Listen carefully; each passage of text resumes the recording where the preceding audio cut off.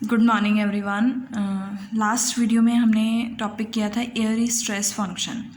As you know that हमने capital U Airy stress function लिया था और यहाँ पे कैपिटल यू कैसा था, बाय हार्मोनिक फंक्शन था। अगर कैपिटल यू जो एयरी स्ट्रेस फंक्शन है बाय हार्मोनिक फंक्शन है तो इट मीन्स कि उसका एक इक्वेशन भी होगी जो हमने फाइंड आउट की थी biharmonic equation, that is del four u is equals to 0। अब हम इस बाय हार्मोनिक इक्वेशन का क्या फाइंड आउट करेंगे, सॉल्यूशन फाइंड आउट करेंगे in terms of analytic functions phi and Sai.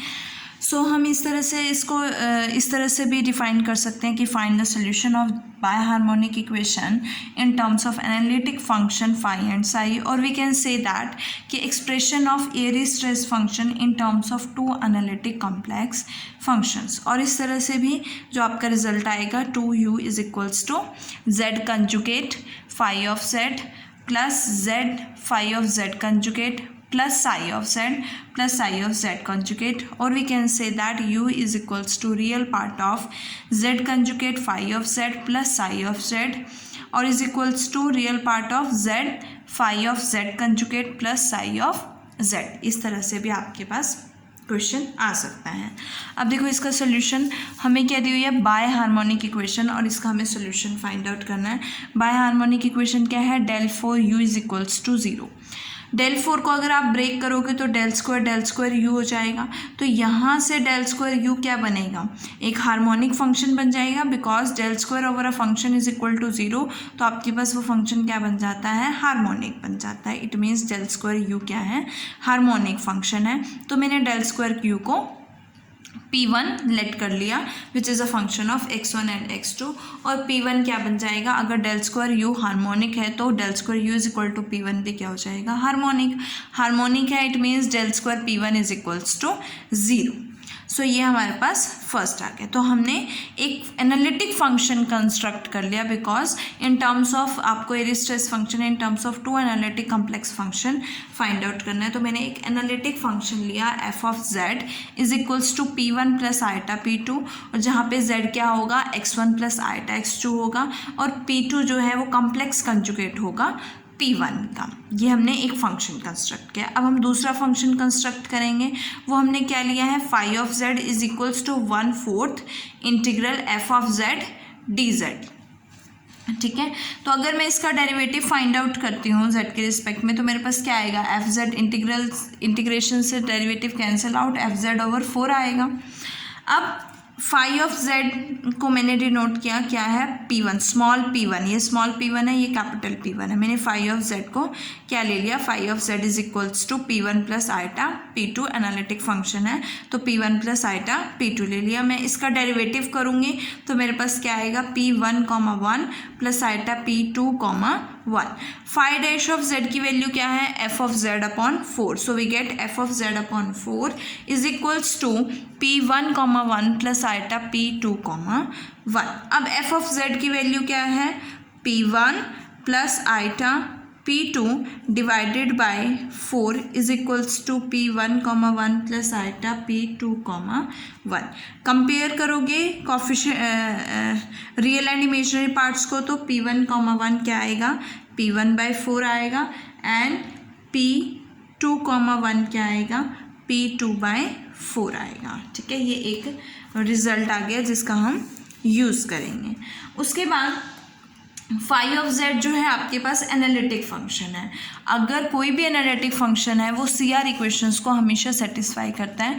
CR equations means Cauchy Riemann equations. Cauchy Riemann equations क्या होती हैं, देखो अगर आपके पास phi of z analytic function है तो आपके पास क्या बनेगा, curl P1 by CR equations, curl P1 का डेरिवेटिव पार्शियल डेरिवेटिव x1 के रिस्पेक्ट में और कर्ल P2 का डेरिवेटिव x2 के रिस्पेक्ट में इक्वल होगा, एंड कर्ल P1 का डेरिवेटिव कर्ल x2 के रिस्पेक्ट में is equals to negative of curl P का डेरिवेटिव x1 के रिस्पेक्ट में होगा। ये आपके पास CR इक्वेशंस हैं। अब देखो हमने फाई ऑफ जेड के लिए लिया है, तो फाई ऑफ जेड आपके पास क्या है, p small p1 plus iota p2, it means by CR equation से आपके पास p1, 1 है ना, p1, 1 किसके इक्वल हो जाएगा, p2, 2 के, और p1, 2 किसके इक्वल हो जाएगा, नेगेटिव ऑफ p2, 1 के, और p1, 1 की वैल्यू क्या है, p1/4, कैपिटल p1/4, तो p1, 1 और p2, 2 की वैल्यू क्या हो जाएगी, कैपिटल p1/4, और p2, 1 की वैल्यू किसके इक्वल है, नेगेटिव ऑफ p1, 2 के इक्वल है, तो यहाँ से इसकी वैल्यू क्या बनेगी, नेगेटिव ऑफ p2/4 ये आएगी। ओके, अब देखो अब हमें क्या शो करना है, we have to show that कि del square u minus p1 x1 minus p2 x2 क्या हो जाए, 0 हो जाए, ये हमें शो करना है। तो इसके लिए सबसे पहले हम क्या कंसिडर करेंगे, डेल स्क्वायर है, डेल स्क्वायर मीन्स दो बार second order derivative with respect to x1 and second order derivative with respect to x2, means मुझे क्या फाइंड आउट करना है, इसको ओपन करोगे तो u minus p1 x1 minus p2 x2 comma 1 plus u minus p1 x1 minus p2 x2 comma 2 is equals to 0। सबसे पहले ये फाइंड आउट करेंगे, तो इसके लिए सबसे पहले 1 के रिस्पेक्ट में partial first order derivative find out करेंगे, u minus p1 x1 minus p2 x2 comma 1, तो यहाँ से इसका डेरिवेटिव करोगे u, 1 माइनस p1 और x1 दोनों ही x1 के फंक्शंस हैं, तो u इंटू वी से करोगे, p1 का डेरिवेटिव 1 के रिस्पेक्ट में v as it is, minus sign इसलिए है, प्लस आता है तो क्योंकि कॉमन बाहर है, बाहर माइनस का साइन है, तो यहाँ से क्या आएगा, x1 का डेरिवेटिव x1 के रिस्पेक्ट में 1 हो जाएगा और p1 as it is. Next है p2 जो है आपके पास 2, 1 क्योंकि x1 x2 दोनों का फंक्शन है, और x2 तो x1 का फंक्शन नहीं है, तो ये इसके केस में पार्शियल डेरिवेटिव कर रहे हो तो कांस्टेंट रहेगा, दैट इज x2 आएगा। अब इसके बाद हमें एक बार और डिफ्रेंशिएट करना है, u p1 x1 minus p2 x2 comma 1 मतलब इसका एक बार और डेरिवेटिव करोगे तो इसका डेरिवेटिव क्या आएगा, 1 माइनस p1 कॉमा 1 u का derivative v as it is minus u as it is और v का डेरिवेटिव 1 हो जाएगा। यहाँ पे p1 comma 1 minus p2 comma 1 x2 बनेगा। सो यहाँ से ये दोनों क्या हो जाएंगे, ट्वाइस हो जाएंगे, we get u comma 1 minus p1 comma 1 x1 minus twice of p1 comma 1 plus p2 comma 1 x2।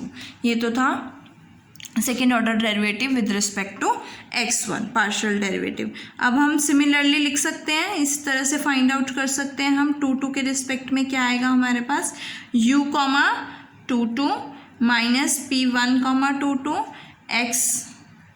x1 minus 2p2 comma 2 minus p2 comma 2 x2 ये बनेगा।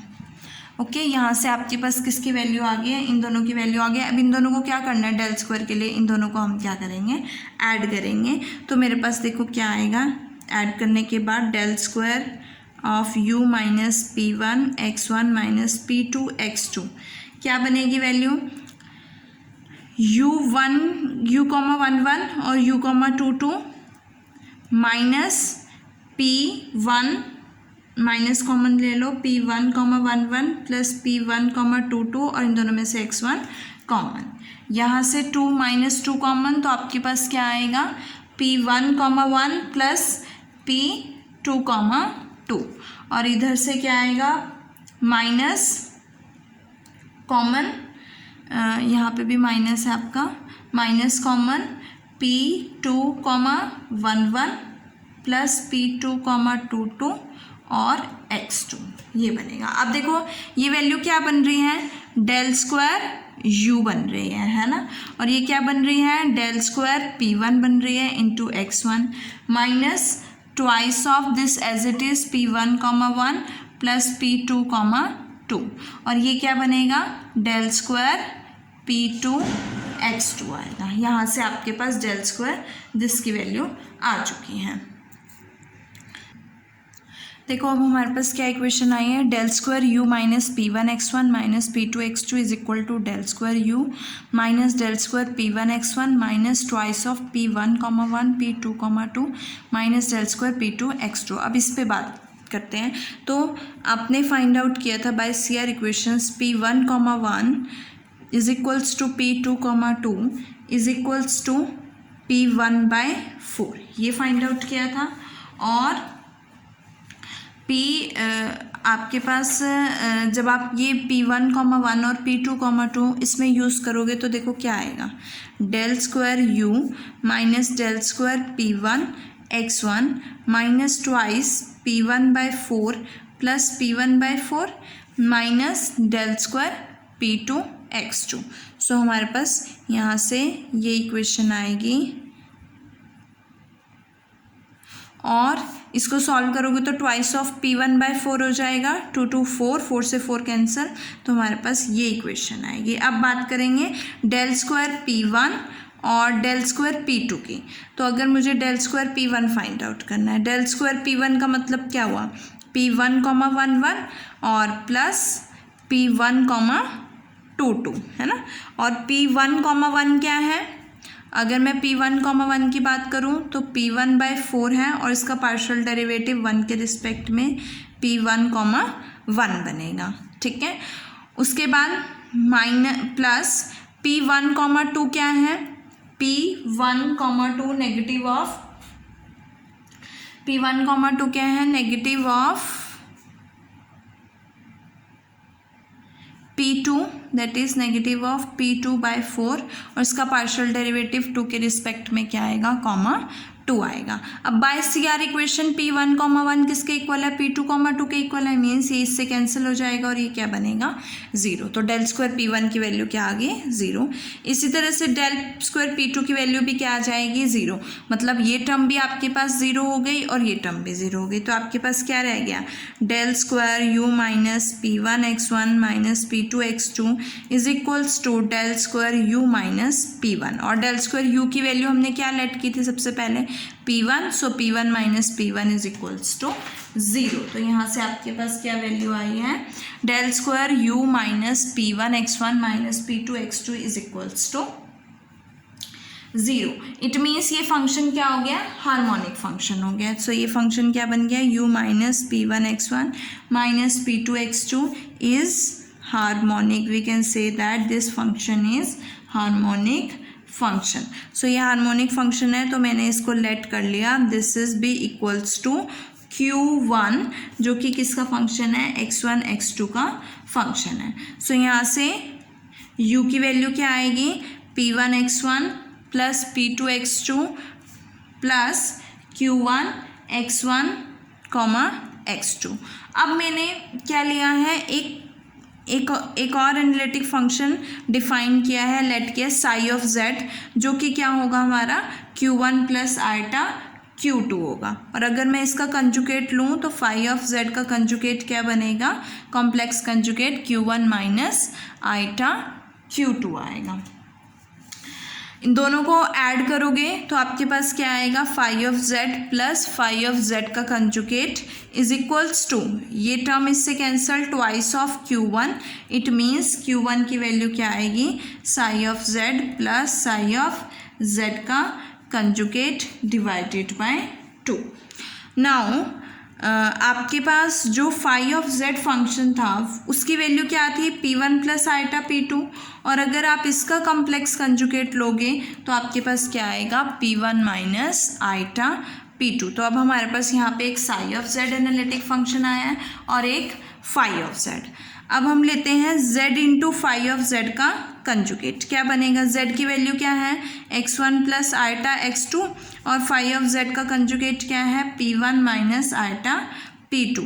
ओपन करोगे आपके पास क्या बनेगा, x1 P1 plus iota x2 P1 minus iota x1 p2 और iota into iota square -1 और minus minus plus x2 p2। तो यहाँ से क्या बनेगा x1 p1 plus iota x2 p1 minus x1 p2 plus x2 p2, ये term आएगी आपके पास। ओके, अब ये किसकी वैल्यू आई है, z into phi of z conjugate की।